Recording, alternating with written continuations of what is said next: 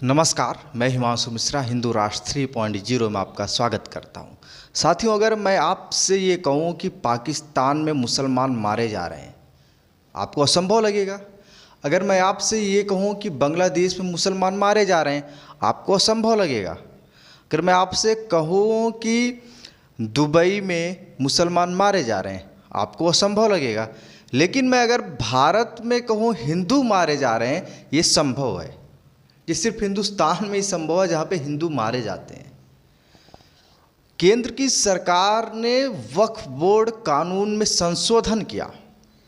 इसको लेकर कुछ राज्यों में बहुत शांति रही, लेकिन वही पश्चिम बंगाल में जहाँ पे बांग्लादेशी रहते हैं, जहाँ पे धीरे धीरे मुसलमानों की संख्या आगे बढ़ती चली जा रही है, पश्चिम बंगाल के मुर्शिदाबाद में और मालदा एक स्टेशन है, सियादा करके स्टेशन है, रेलवे स्टेशन, वहाँ पर इस्लामिक कट्टरपंथियों ने पूरी तरीके से कब्जा कर लिया।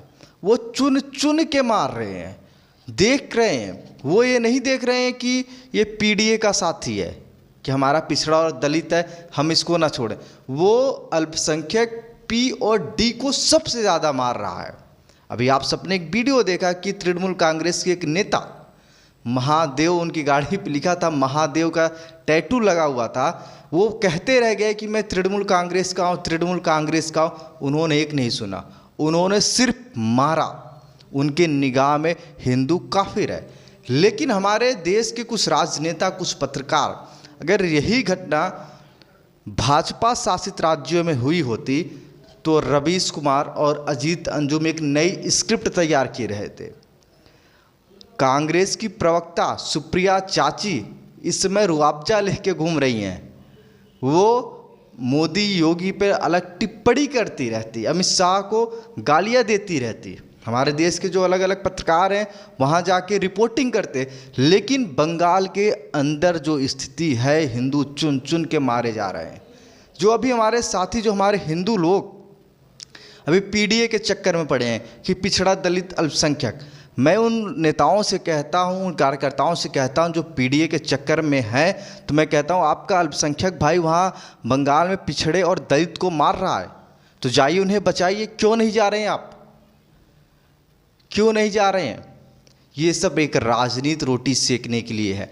आप एक रहिए, पिछड़ा हो, दलित हो, अगड़ा हो, बनिया हो, शूद्र हो, कुछ भी हो, आप ईक बन के रहेंगे। अगर ईक बन के नहीं रहेंगे तो बंगाल के मुर्शिदाबाद जैसे आप मारे जाएंगे। ये जो फोटो मैं आपको दिखा रहा हूँ, ये कहीं बांग्लादेश पाकिस्तान की नहीं है, ये हिंदुस्तान के पश्चिम बंगाल में। मैं प्रधानमंत्री मोदी का आलोचना करूँगा, गृह मंत्री अमित शाह की आलोचना करूँगा कि आपके देश में, आप देश के मुखिया हैं, आपके देश में हिंदू मारे जा रहे हैं। वहाँ वक्फ बोर्ड कानून के खिलाफ वहाँ पे धरने प्रदर्शन के नाम पे आगजनी की घटनाएं हो रही हैं। आप चुप हो, इसलिए चुप हो कि चुनाव आने वाले हैं, चुनाव में हिंदू मुस्लिम हम करेंगे और चुनाव जीत लेंगे। आप इसलिए वहाँ पे चुप हो।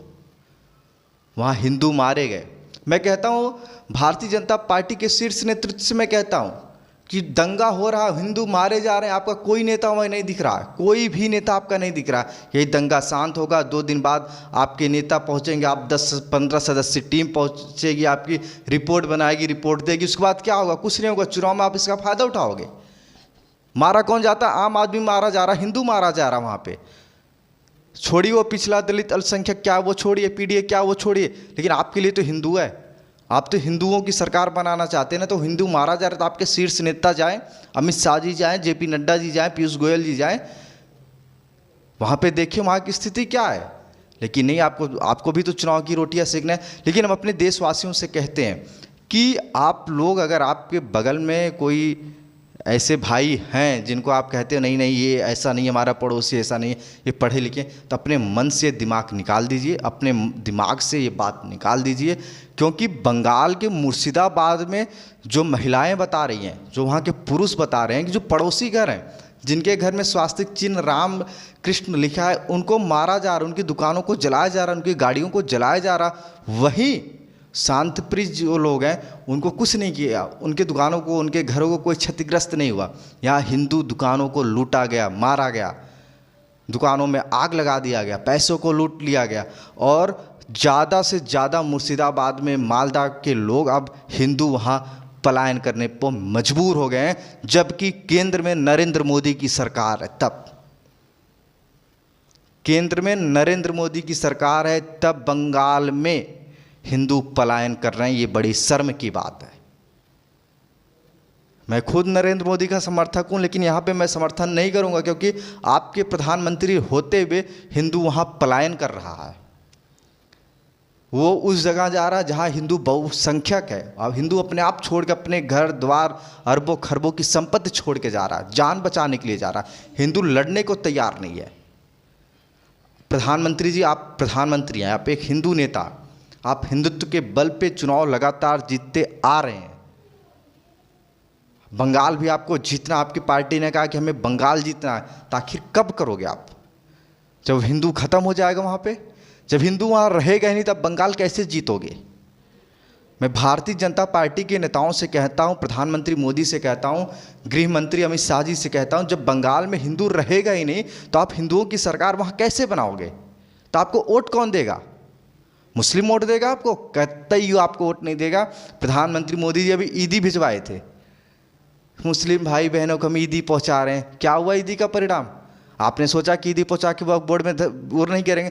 बंगाल जल रहा है, बंगाल जल रहा है। बंगाल में हिंदू मारे जा रहे हैं, लेकिन हमारे प्रधानमंत्री जी चुप है, हमारे गृह मंत्री जी चुप है, केंद्र की सरकार चुप है, राष्ट्रपति जी चुप है। जो हमारी जजेस जो के न्यायपालिका बैठी है, हर एक बात पे तुरंत एक्शन लेने वाली हमारी न्यायपालिका भी चुप है, उसको कुछ नहीं दिख रहा है। हिंदू मारे जा रहे हैं, लेकिन सब चुप है। अगर यही मुस्लिम मारे जाते तो हमारे देश के बड़े बड़े पत्रकार वहाँ पे जाके रिपोर्टिंग करते, कांग्रेस के बड़े बड़े नेता, समाजवादी पार्टी के बड़े बड़े नेता पहुँच जाते, लेकिन नहीं, क्योंकि हिंदू मारा जा रहा। हिंदू की जान देश में सबसे सस्ती है। हिंदुस्तान में हिंदू ही मारा जाएगा और कोई नहीं मारा जाएगा। ये आज की राजनीतिक परिदृश्य बन चुकी है।